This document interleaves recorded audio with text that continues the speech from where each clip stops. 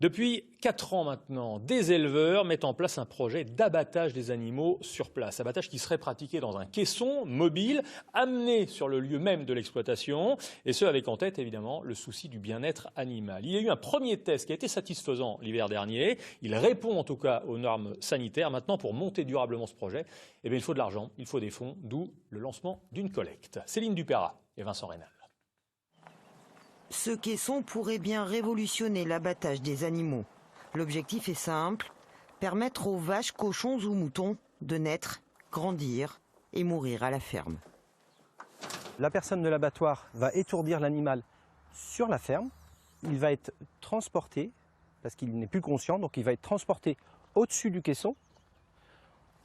Là, la personne d'abattoir va pouvoir procéder à la saignée. Et donc on a bien eu un étourdissement sur la ferme et un abattage dans le caisson. Les éleveurs ne maîtrisent jamais la fin de vie de leurs bêtes.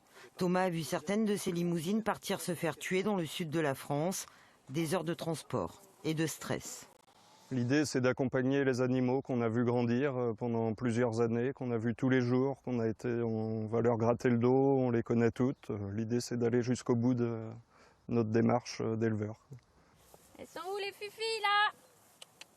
Sophie, elle est à la tête d'une exploitation bio. Elle fait du lait et de la vente de viande en direct.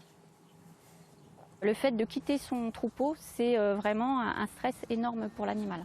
Une fois que l'animal s'en va pour être abattu, on ne sait même pas dans quel abattoir il s'en va. Nous actuellement c'est par exemple La Roche-sur-Yon, donc il y a 3/4 d'heure, 1 heure de route. Pour la filière longue, les animaux peuvent aller jusqu'à Alençon. Donc ça veut dire qu'on sait pertinemment que quand ils partent de chez nous, ils vont mettre entre 1 et plusieurs heures pour terminer leur vie dans un outil qu'ils ne connaissent pas, parmi des animaux qu'ils ne connaissent pas. Le projet, validé par les services vétérinaires et les acteurs du territoire, prévoit la construction de 2 structures pour l'éviscération et la découpe des carcasses. Cela permettrait de couvrir les besoins des agriculteurs de Loire-Atlantique et du nord de la Vendée. Le coût de ces abattoirs de proximité s'élève à 7 millions d'euros. Un financement participatif a été lancé. Les éleveurs espèrent ainsi associer les consommateurs à leur démarche et toucher 40 000 donateurs.